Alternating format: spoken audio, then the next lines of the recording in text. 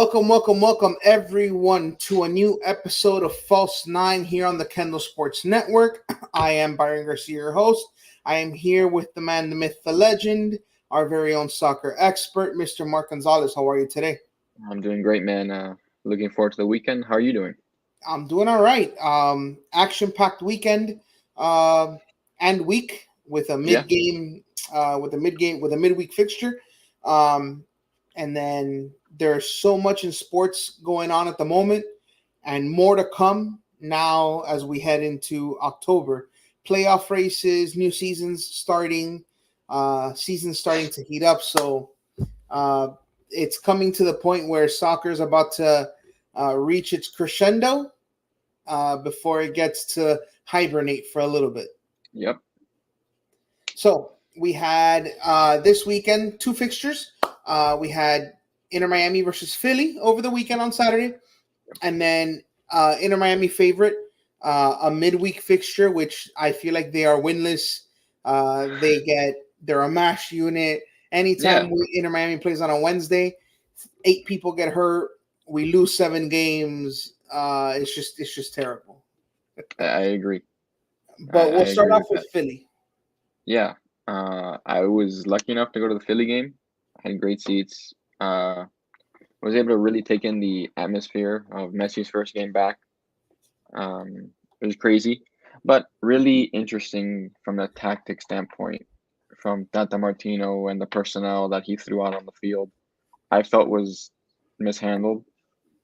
And I could see it from the first minute of the game. Our midfield was non-existent with any defensive pressure, with Busquets, Redondo, and Julian Gressel making up the midfield. We already know that Julian Gressel cannot play in the midfield.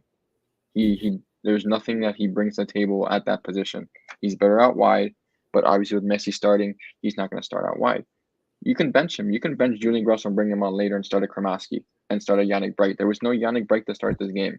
Again, Philly took advantage of that, and within the first minute they scored. So one of the reasons that Tata brought Gressel in Mhm. was because at the moment we had, correct me if I'm wrong, we had just traded away DeAndre Yedlin, and one of Mm, his one of his reasons for doing so was because Gressel could play in the back. we had Gressel and Yedlin on at the same time. They were Yes. there together, but Julian Gressel's not a midfielder. And yes, I can see where you can play him as a right wing back, in a Mhm. five back formation, which was what we were pretty much showing all preseason and into the first couple games. So it made sense in that nature. But we knew he's not a midfielder. He's not a central midfielder. His skill set is suited out wide, and that shows time and time and again. So without having a defensive minded player like a Yannick Bright in that midfield, Philly took advantage. They pressed us. They were able to get a ball off a bad clearance off Toto. He cleared it to Ure, who just slots it home past Calendar, and it's 1-0 in the first minute of the game. Right. Yeah, and nothing nothing But no, it's nothing new. When Messi plays, we go down 1-0, and then we kick it into high gear. But the first 20 minutes were really, really rough, as players that you'd expect to be sharp and win the ball and play good passes weren't doing so. Alba was off his game to start. Busquets was misplaying passes. Suarez couldn't find the rhythm. Gomez could not find the rhythm. So those 20 minutes, were rough. We could have gone down 2-0 had Calder not made an incredible save on the edge of the 18 with Mhm. his chest, uh, where he came out, to meet the ball and great, great instincts there. And those first 20 minutes were really rough for us trying to find our foot in the game. Like I said, slow start.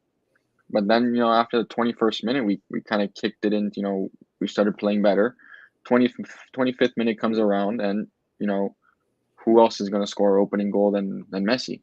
It's a great one. This is happening on the far end of the pitch away from me. So I kind of had to, stand up over people because, one thing I didn't like about that game, every time Messi touched the ball, people in front of us stood up. I couldn't see. I was missing half the game every time. Sit down, man. Just watch the game. Like it's Inter Miami. It's not Messi. It's not Inter Messi. It's Inter Miami. You're watching the team. Every time Messi touches the ball, they all stood up. But luckily, I was enough to see the goal.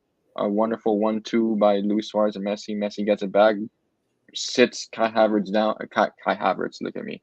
Kai Wagner, Kai Wagner down and slots it home, and we're gonna show you that goal right here.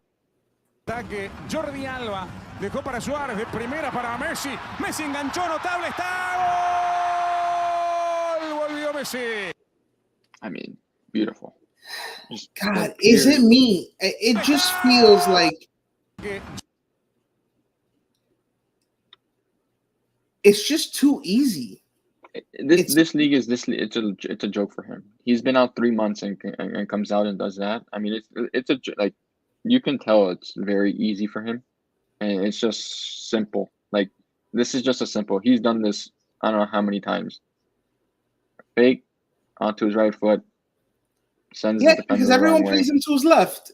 Of course, I mean he does have a right foot. He's gonna score with his right foot. Yeah. So that was the first goal there. The second goal comes probably like 5 minutes later, I would say, off the patented Jordi Alba cut back to Messi. That we run. No, I mean, yeah, Jordi Alba yeah, cutting it back to Messi. No, stop. Yeah, I think it's the first time I've seen that this season. But they've only been doing it for the last 15 years of their career, probably more. And no one seems to stop it. No one cares to stop it. They don't think it's going to happen. But just as you peek your eye at Jordi Alba with the ball, Messi literally takes one step off the defender, and he's there. Out to Jordi Alba. There's Messi cutting back to the penalty spot, and it's almost muscle memory at this point. It is. No, it is. It really is. It really is. There's nothing else you can attribute to that. Muscle memory. They know they know the exact location of where everyone's going to be. It's Redondo, out to Jordi Alba, to Chelo, then I mean it's just simple. He knows to make that as everyone tracks towards goal. He just knows to make a run towards Alba, and it'll be there. Of course. I mean, when everyone knows it's coming and they still can't stop it, you're still going to do it. But, something that I failed to mention before this was in the 14th minute, Martinez goes out with an injury. Yes. An abductor injury. It doesn't seem that serious. It's just how he responds to the recovery and how he feels in the coming weeks. Hopefully he's back for the run of the playoffs. But shout out to Noah Allen. Absolutely superb game from the young kid. 32 out of 32 passes completed. Won some big duels. One was able to track down some attackers. Really played a great game, and I was happy to see him come in. We thought it might be Ian Frey or Busquets dropping into center back and then bringing on Yannick Bright, but Tata had confidence in Noah Allen, and it showed. And kudos to him for really playing a great game. So, 4 guys. I'll give you 4 names. Mm-hmm. One who had an accelerated timeline, but 4 names that we did not think we were ready when they first started playing. And you've seen the growth before you. One of them is Noah Allen. Mm-hmm. He came in, was thank you for tuning in, Skrilla. Yes, that's exactly who we're speaking about. Noah Allen came in as a left back. As a left back, yeah. As a left back. Tata, for some reason, said, okay, let's give you that center back position. And at the beginning, we saw the potential that was there. Skrilla says, we didn't play well against Philly. We got lucky. We got Barcelona is what we have against Philly. That Alba Messi connection is just insane. But yeah, Noah Allen, growth before your eyes, is now a contributing member of this team. Yep. Ruiz. Yep. Someone who was played maybe too early from what Inter Miami wanted, and is now a contributing member of the team. Both of those players have immense growing to do still. The third one is Benjamin Cremaschi. Also played too early. Because of the connection with Messi, Cremaschi grew at an accelerated pace. It's almost, I guess, plateaued a bit, but he still has an immense growth, left. The last name has had an accelerated timeline, and it's because I believe who he's training with day in and day out, and that is your favorite player on this team. Diego Gomez. No, My Yannick favorite. Bright. Oh, I mean, yeah, okay. I do love Yannick Bright, but I thought Yannick you were Bright. going I feel like Diego Gomez was on timeline, meaning this I is mean, where you should be. This is last where, year from to this year, I mean, he accelerated it exponentially. Like, but Diego Gomez wasn't a player who we were saying you played him too early in his career. no. I mean, he might have been played in the wrong positions or Right, and stuff like that last year, but but they it's bought not him too last year, early. but to play him, yeah. The four guys that I mentioned, you can say, you know what, maybe they got onto the field a little bit earlier than you would have hoped. But we had said that Yannick Bright was going to be a key contributor this year from day one. Yes, you had said that, but it wasn't an expectation for Yannick to do that. The fact that he's able to do that, exactly, yeah. I mean, he's got the eye of a lot of, I mean, the entire MLS world who watches him play.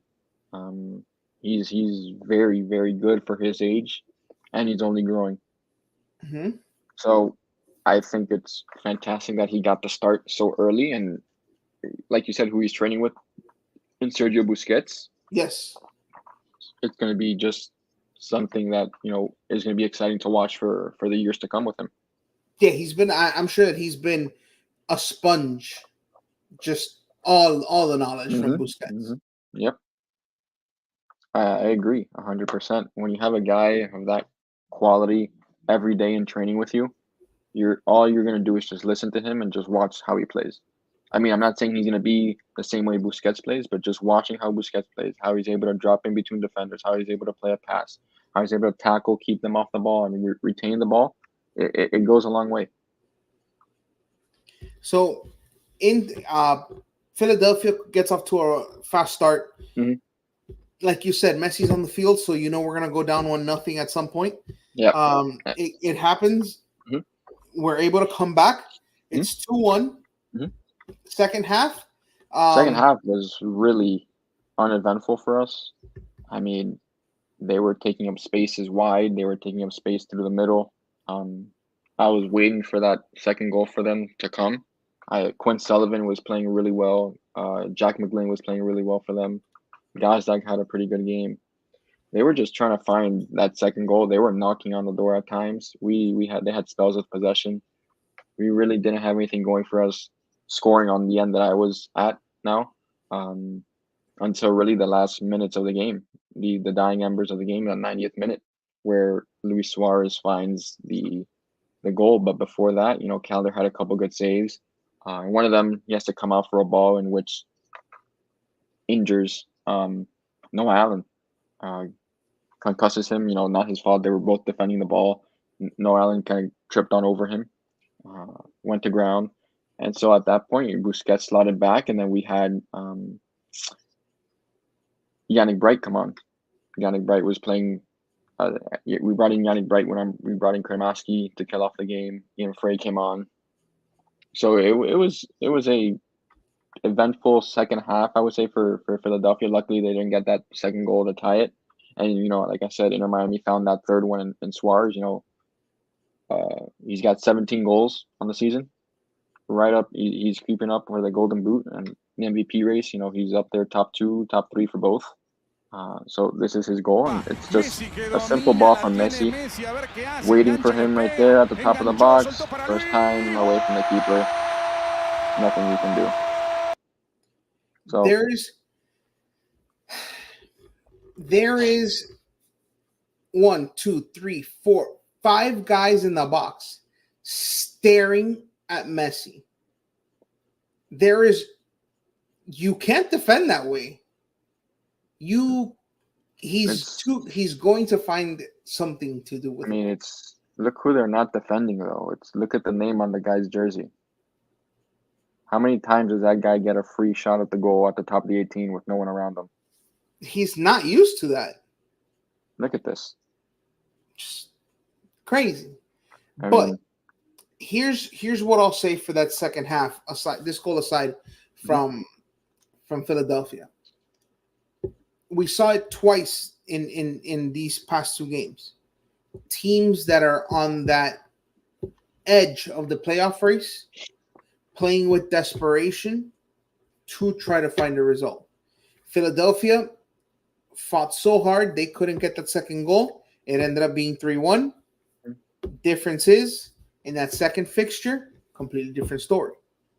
We had Atlanta coming into we went into Atlanta to Mercedes-Benz. Miami had, I believe it was 8 different players from that Philly game. We missed guys due to injuries. Martinez and Gomez were out. Aviles and Busquets were out due to yellow card suspension. Tata Martino was out due to a yellow card suspension. So, I believe 2 of our popcorn vendors, a water boy, and the physio were also out due to yellow card accumulation. I might as well have been out. I mean, it's true, but we were playing an Atlanta team, I believe they had just fired their sporting director, another interim coach for them. Diego Armada's not there. It's one of those, those firecracker teams that you don't know what you're going to expect. You can expect something really good, maybe something really bad. It's just, you don't know where you're going to get. It's a wild card. They're like the wild card, a joker card, in a deck of cards. You don't know what you're going to get from them at all. Well, but they did just really, they signed Miranchuk from Atalanta. Yes, I saw that. Excuse me. I played it in the Serie A. Came over for 13 million. I believe it was. So they're playing with a new player, Saba Lobajanice, the Georgian. Also, he causes problems for us. I don't like him. So, but we did start a lot of the young guys, and I'm gonna say it. I was very, very happy with them in that game. With I'm gonna say the entire starting 11 really performed well. That midfield was all young guys. Robert Taylor gets a start. Campana gets to start. Russell gets to start out wide and perform very well where he's best at. Frey at center back with Christoph. Negri, the pit bull that he is, was everywhere. So it was really, really encouraging to see those guys really step up and really take the game on the front foot rather than just sit back and be absorbed and be pressed and all that stuff. But we found the first goal. Lo and behold, it was David Ruiz, someone who I did not expect to get that first goal, honestly. And it was something that it was, how can I put this? It looked weird because of the deflection. Mm-hmm. But he was onside. Yeah. Thomas says, we rotate against Atlanta. I'm okay with the draw, and I'm part of the young players. Yeah, I mean, Ruiz that's what we talk about. Ruiz is he like you said before, he was thrown into the lineup because injuries last year. Played a lot and played meaningful minutes. He just needs to polish his game, and he's only getting better. He's one of our young guys. So with more playing time and comfortable on the ball and making the right decisions, he'll be better. But like he found himself in space and was able to put this goal away. I'm just curious how Negri found himself in the middle of the pitch. I feel like, I'll be honest, I don't think Negri. I don't think that passes to Ruiz. There's a ton of space. I mean, this is taken from Jordi Alba. No one closes him out. He's trying to find the foot of Leo Campana, who's checking in between the center backs. Correct. He drags one center back to the top of the 18. I bet you this is a layoff pass to Robert Taylor left. 100%. This is a layoff. It took a deflection off of an Atlanta player. Right now. It takes a deflection right now. The defender that's right next to the referee. It takes a deflection right there. That's the deflection. So you think if Campana gets that ball, I'm almost positive he's either laying it right back off in between the defender who just touched it and Muyamba, back to Negri, who's making that run into space on the right side, or Robert Taylor at the top of the box on the left side. It goes through. David Ruiz finds himself, one touch, goal. Is able to turn and slot it past Brad Guzan. I mean, and then the celebration of the three young kids, Frey, Ruiz, and Yeah, Kremaski and was really cool. that's something that was really nice to see. Hmm. Kind of the young kids celebrating um The big without boys. any of the vets. You Yeah, know? it was those three guys. Ian Frey coming off injuries from ACL back-to-back seasons. David Ruiz in and out of the lineup, and Kremaski in and out of the lineup. But they've all played big minutes for us this season, and and for them they deserved it. Ruiz deserved it, having come off a goal with Honduras. He's been playing well for them, so I'm happy he got the goal. No, 100%. There's a confidence with him Mhm. that allows composure now that wasn't there before. There's a how Sense can I of put this? calmness. Yes, kind of like I belong here. I can do this. Sort of what you kind of see with Diego Gomez in the aspect of the finishing part of his game, meaning taking the touch, being able to look at the frame, pick out where you're gonna shoot and shoot. Diego Yes, Gomez has gotten better as a goal scorer this year, 100%. And Ruiz is just gonna get better the more times he finds the more times he finds space in the final third, and he's able to convert them. yes. The second guess of themselves is not there anymore, which is Hmm. great. Yeah, but Which is after that, Atlanta really, I mean, had one chance off of Brooks Lennon, off a whipped in ball by, I believe it was Amador, finding Brooks Lennon at the back post. mhm. Tried to square it, nothing really came of it. Miami handled the pressure really well. Especially, Kristoff played pretty good. He does lack pace. That's his only, Yeah. weakness. He's a little older, I feel lacks like if pace. Christoph and I in a race, I have a chance. Yeah. Nagy's not the fastest, so we did have a back line, especially on the left side, which lacked a bit of pace. Luckily we weren't killed by it in the first half. And in the second half, Atlanta made us, you know, kind of made us pay in a way. They made a little tactical change of bringing Moranchuk down into the middle of the park, Which getting I think the changed the ball. game. That move Yeah, he changed the game. he gets you put a guy of that quality who's played in for Atalanta, who was they won the Europa League last year, who's played big minutes for them, who played in the Serie A. The guy of his quality bringing in, that's what you expect of him. And credit to them for finding that player, finding him finding the ability to put him into the middle of the park and getting him on the ball more, and really trying to drive the game through him. Opened up the game for them on the outside because all eyes were on him, and now you have Lobajanidze on the outside who ends up getting on the end of the ball from Amador again. This one Calendar should have saved 100%. I don't know Yes, if you saw it. Hits him yes. right in the It went through his legs. Yeah, he hits him right in the hands. He gets his body in front of it. I know it's close range, but you got to you're a number one keeper. You got to be able to save that. Hmm. And Yeah, we've been critical of players in and out this season, games, every game, weeks, and I've been critical of Calendar when he's done wrong. My biggest thing was he doesn't guard his near post as often as he should. right. The one thing he's done better is be commanding of his area. Secondly, what I want to see him do is play better with his feet and ball distribution. I still think he lacks in that department.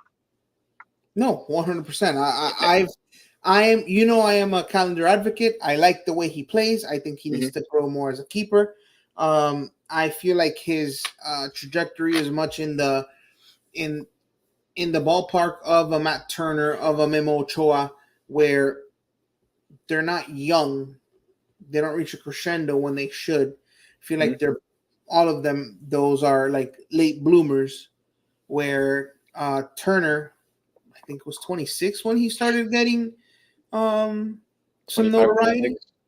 Yeah, And, 25, 26. Yeah, because you remember it was Zach Steffen, and before that we had Brad Guzan, Nick Romando.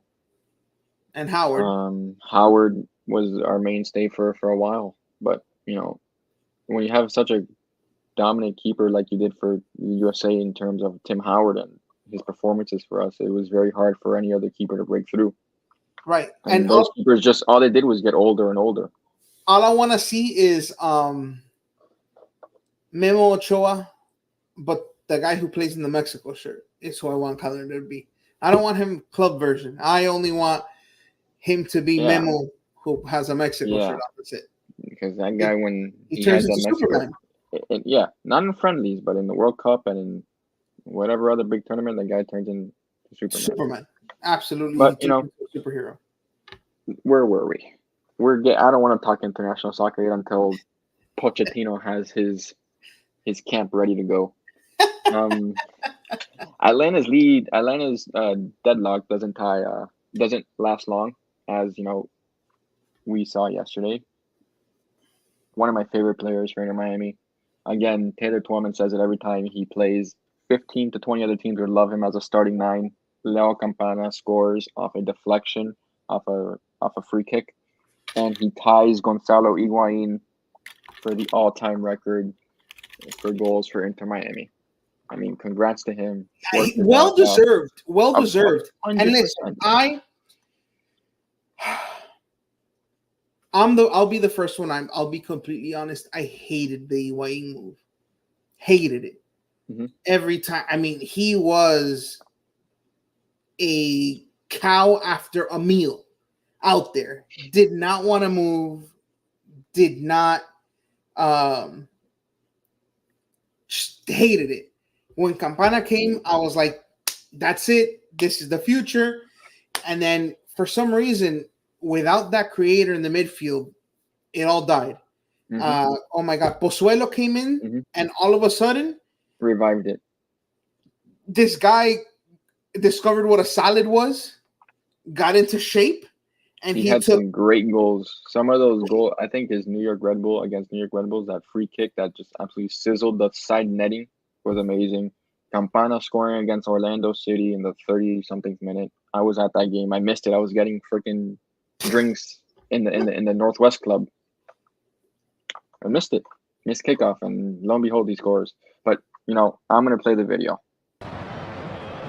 Para Miami. Aquí viene el zurdazo. Dude, nothing you can do as a keeper. No, it took a deflection. Yeah, there's nothing you can do. And there was a conversation beforehand. He told those guys, hey, get in the... No, but here's the thing. You cannot be in the wall of the other team. So he was trying to line them up at the end of the last player on the wall. But they kept Dax McCarty, ended up the guy who committed the foul on Ruiz, who ended up getting the ball deflected off him. Funny how it works. Is the last guy. So the ref was telling him they can't be there. Russell was telling the ref, yes, I can, because he's the last guy. And, he puts his laces through it. Good enough, hard enough that it ricochets. I would wonder where it would have gone if it didn't ricochet anywhere, if he didn't hit anybody. No idea. It looked like he got a good strike on it. He kept it low. He didn't really. Even though they had a guy lined up at the bottom. I mean, yeah, that ball was not going anywhere but probably into the wall, I would say. I mean, yeah. I'm happy it came off Dax McCarty. So, nothing Guzan can do there. Unlucky for him. But I'm happy that we got that goal, that Campana got that goal. And here, 60th minute, everyone cheers. Messi's coming on. Usually when Messi, we're really happy when Messi comes on. I was like, okay, he's going to get a run of 30 minutes. He's going to get a little jog in. The guy didn't touch the ball for like 7 minutes. Mm-hmm. It's like Atlanta snapped into something else. And dude, they just wanted him more from that point. We had dead legs in the midfield. You could tell. We brought in Jordi Alba left wing. I'm not sure why. Redondo was asked to play as like a lone midfielder with Yannick Bright, but Redondo was up and down the pitch. Played him in an attacking position, Alba. I mean, he was up and down the pitch everywhere. In the middle? In the middle was wide open. Somehow we could have gone, we went from almost 3-1 up off Messi shooting at Brad Guzan parrying it to Suarez, and Suarez hitting the only defender in his way. I mean, talk about Suarez being unlucky this year with some of those goals. It's him. I mean, he's had a couple of those this season where the defender's just there and he just shoots it where, he's not expecting the guy to be there, and he's there. And then they go back the other way. Moranchuk, literally tells Drake Challenger, buddy, I've done this in Atalanta. I did this in the Serie A. You want to pick that ball up and restart for us. That's And he disgusting. just, I know, dude, that goal was really, really good. That was Like, left-footed. disgusting of a But goal. again, we didn't close him out. Like we didn't press to the ball. We didn't step to the Yes, ball. too much space. I agree. He had We way were too much. like lazy stepping, lazy. Wrong Lazy tactics or to end. dead? Both. Ronaldo was the closest one to him, and he was lazy to him. Jordi Alba was on the same side too. I mean, Atlanta from that point really wanted it, and dude, they almost had it. But I mean, that goal by Miranchuk was wow. It's gonna be the goal of the match week, 100%. Spectacular. Yeah, there's nothing Calendar can do, but like I said, pick it out of the back of your net, like just restart. And from that point, we were sending numbers forward and stuff, and we were like 6 up in the final third, and then no one back in the mid. Like one ball past our front line, It opened up in the last. It was so open, so open. I mean, you can drive 3 Mack trucks through that thing. I mean, it was Yannick Bright holding on for dear life with Ryan Saylor, Ian Frey, Negri, and Cello, and I'm like, oh boy. Some bookkeeping. Cello did pick up a yellow, a dumb one. Is he out? I don't know. I'm just saying.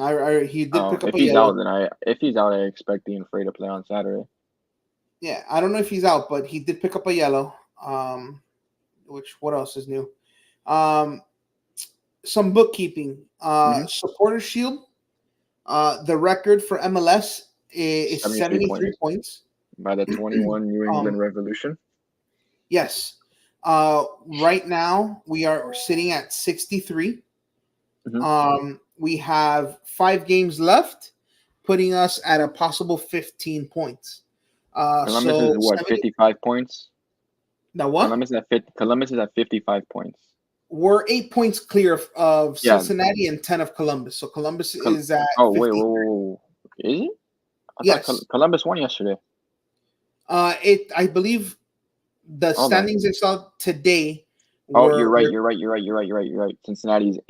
I'm sorry, I meant to say Cincinnati. Cincinnati was always second. 8 points. We're 8 points above them. Yes. 10 of Columbus is. Yep. Mm-hmm. But Columbus is the game in hand. Yes. So all 3 of those teams have clinched the playoff berth.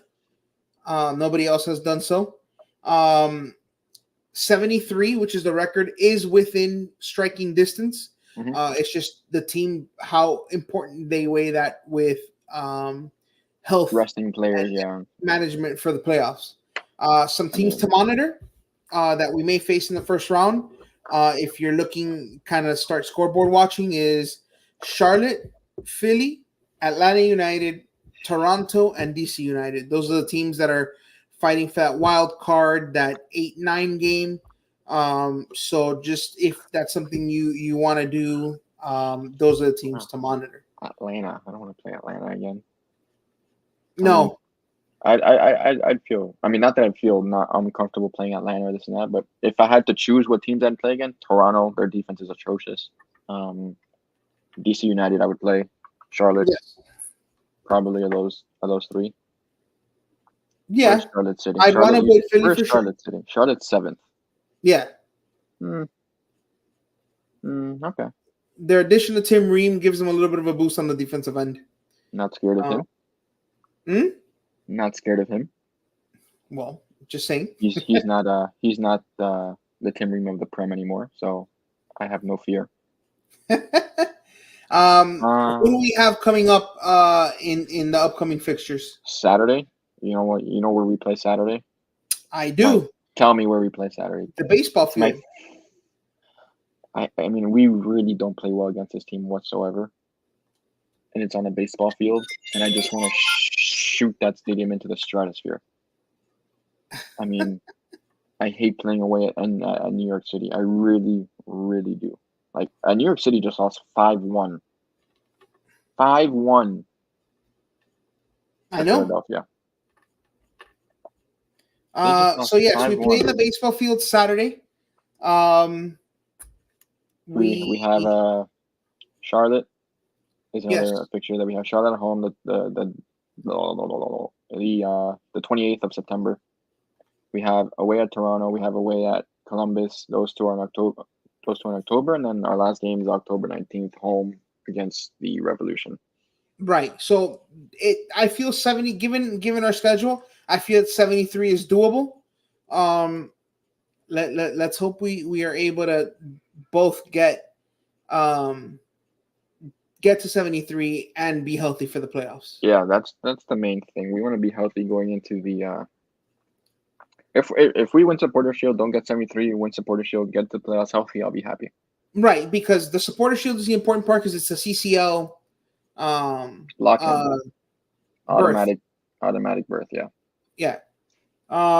Anything else you want to add in terms of before we get out of here?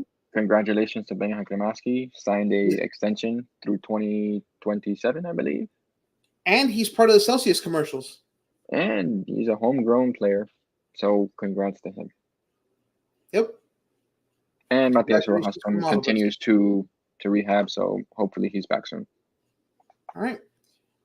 For everyone here at Kendall Sports Network, if you are looking for anything Dolphins, tune in on Mondays to the Dolphin Chronicles. Anything Inter Miami, tune in here on Thursdays. For False 9. Again, logistics and difficulty are hindering this week in Miami, but we should have that ironed out very soon. But follow us on our social media down here on the Cryon on the scrolling tab. For Mark, where can they find you? They can find me right there. Right there. You can find me at Paramount P on X. For everyone here at Kendall Sports Network. We'll see you guys next week. Later.